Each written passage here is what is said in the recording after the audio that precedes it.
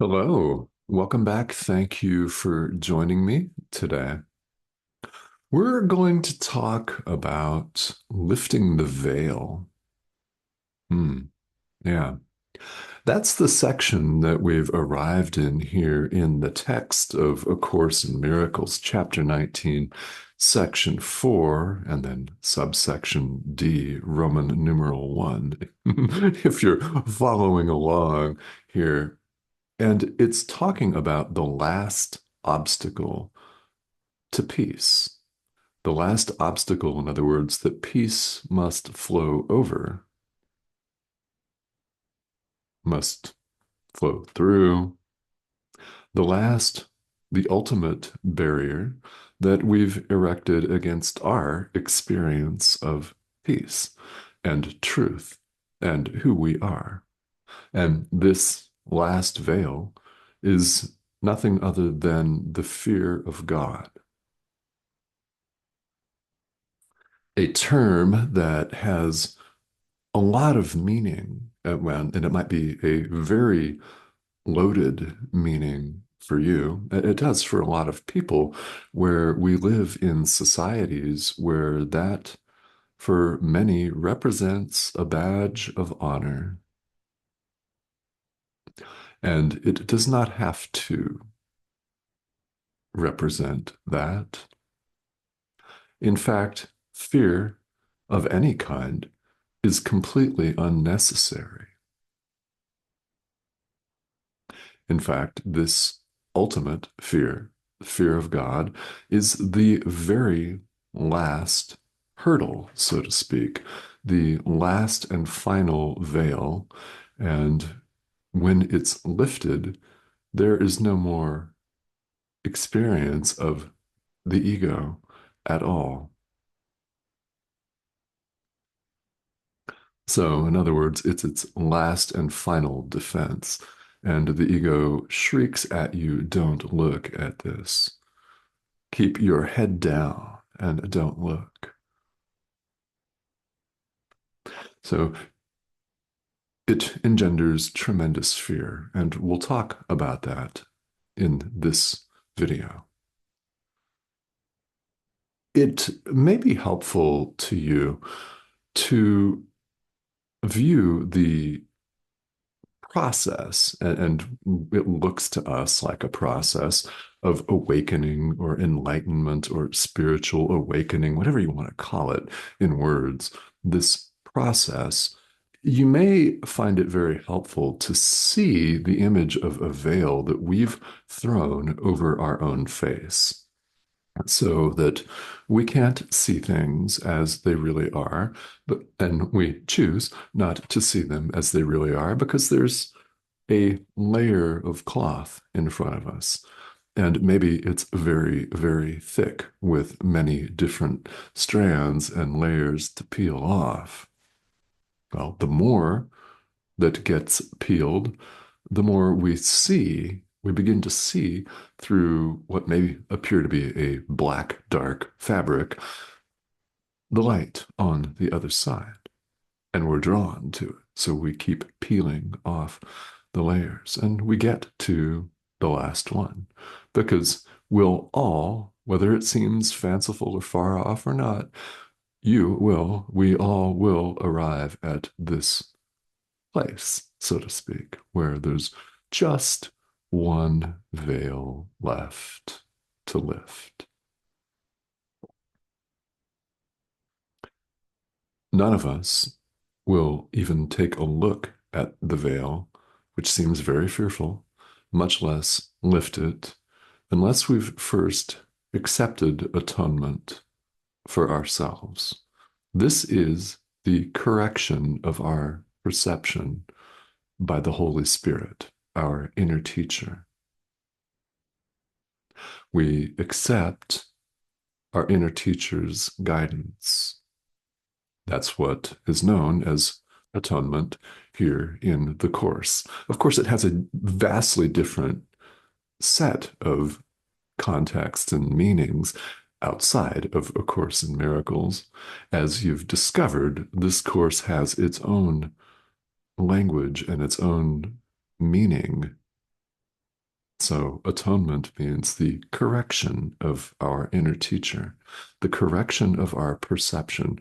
We see 8 billion plus separate bodies and we think we're separate. We think we're separate from our brother. And so we're afraid of him, her, them, everyone. We're afraid of God because we think we're separate from God. It's all a big, giant mistake. Mistakes call for correction, the correction of our inner teacher. And central, by the way, to our acceptance of atonement for ourselves is the recognition, not the belief, the recognition that the separation never occurred. It is, in fact, impossible. All appearances to the contrary. It's not possible. This is the last veil.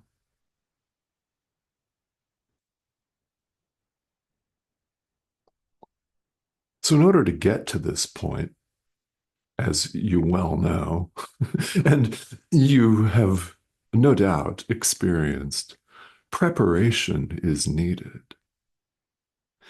Yes, in theory, technically, it's possible for all of these veils to be instantly removed. Yes. Now, most of us would be utterly terrified.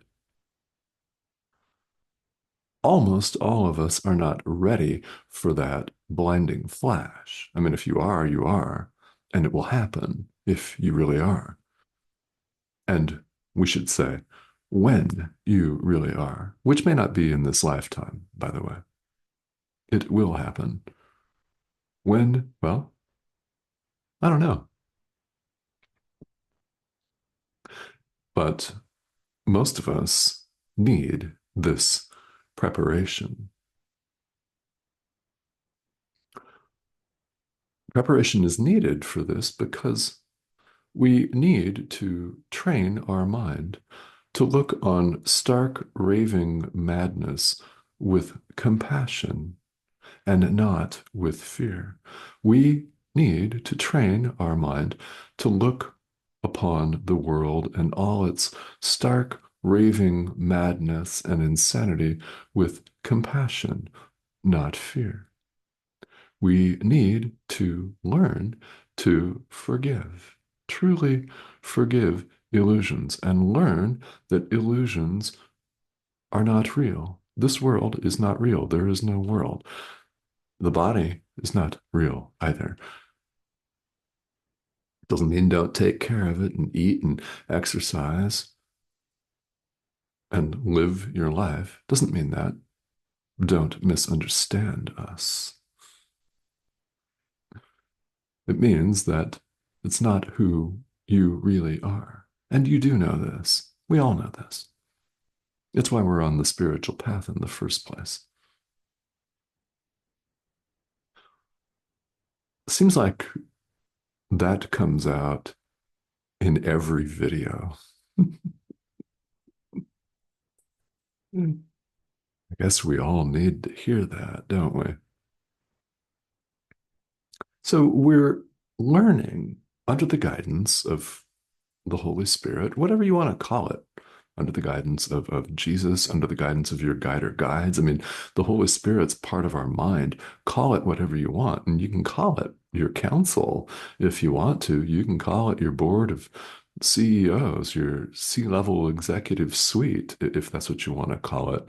That's just a name. A name is symbolic of itself. It's nothing. So we do this course under the guidance of our inner teacher, inner part of our mind, part of you. The Holy Spirit is part of you, in case you were ever wondering.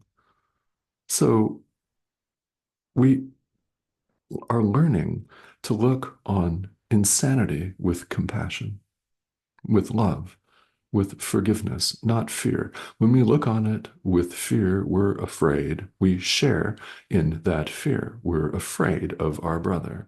We're afraid of what he's going to do to us, which he may or may not do. And often here in the world, all of the stuff that we sit here and fester and destroy our peace with, the things we obsess over and fret about, never even happen. How many times have you had that experience in life where you were worried about something and spent a lot of time going over scenarios in your mind and possible outcomes and your own possible response to each of those outcomes?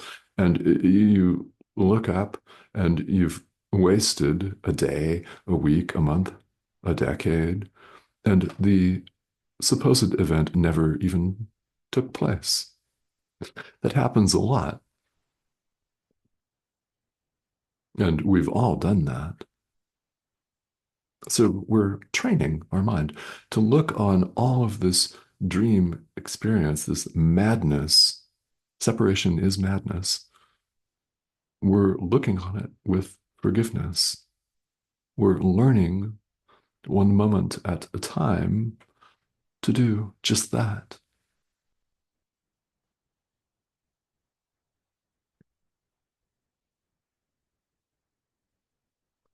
So we're invited not to share in the madness. When we look out at the world plagued by warfare, by diseases, by global pandemics, for a stark and recent example. Yeah. When we look out at all of this, anything that disturbs our peace of mind, anything that's not wholly joyous, is in fact an opportunity to forgive. And when you forgive, you're not sharing in the madness. You're overlooking the madness to the truth of what your brother really is and who he really is. You're looking beyond this illusion to truth, and you're forgiving the illusion and setting it aside and releasing it. One act of forgiveness at a time. And anything that is not wholly joyous in your life, in your day, in your experience, is in fact just such an opportunity to forgive.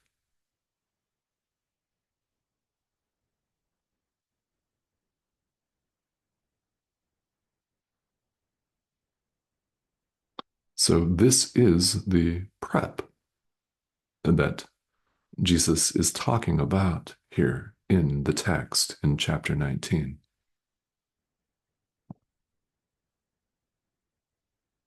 And when you've fully done this prep, the attraction of the light, you, truth, God, love, on the other side is more than enough. You'll actually want to lift that veil. So, part of the conversation around these obstacles to peace is the idea that we've put them there ourselves. If you want to continue with the image of a veil, we've gone, found it, put it over our heads, and pretended that the cloth that we see is reality. I know. Not super flattering, but as you well know, A Course in Miracles does not exist to stroke the ego at all. It aims for you to recognize it for what it is and set it aside because it itself is an illusion, a complete illusion, and you don't need it, which you do know. Really, when you think about it, and this is really generally true, is that spiritual traditions are all about setting aside the ego. And they don't have to say so, but that's what's going on here. So this course simply says so, and well, you're here, whether you're a course student or not, or whether you're, if you are, whether you're a beginning student or a long time student, anything in between, it doesn't make any difference. Somehow you're watching this, which means the Holy Spirit has a message, and most likely more than one message for you. You'll know what that is when you hear it. And if I've said it already, then you know exactly what that is. So if you don't forgive somebody, you fear them. I mean, that really does make sense. But this course, and therefore this series of videos, states and restates the obvious over and over because as adult learners, we really truly do need this repetition. If you're not forgiving somebody, you fear them. When you fear them, you're sharing in the dream, you're sharing in fear, and you stay in it. You continue to experience all of the ravages of what we call life, which is actually not our real life at all. And we all do know this, we recognize it. But in order to lift this veil, the preparation is needed. And enter this course, enter the path that you're on. Along the way, questions are inevitable. And right here, they're most welcome. If you have specific questions or you just like to pop in and comment and say hello or something like that, I'd love to hear from you. And any questions related to spirituality and this course are, of course, more than welcome. I do look at the comment thread frequently, so if you've got questions, I will see them. Also, if you have a topic of conversation that you think would you'd like to see covered here in a video unto itself, or even a series of videos, I'm more than happy to stop our procession through the text, which we're going through a little bit at a time. This is always something to learn, always something to say and to understand here. So if you've got questions, please don't hesitate to ask them. And if you have not subscribed, please go ahead and do that. We'd love to have you join us. This is the prompt here in the corner of your screen. So just go ahead and click that, and you'll be invited to join us where you'll see several videos each week. Okay. So again, I thank you for joining me. Questions are more than welcome. So please, if you've got them, let me know and I'll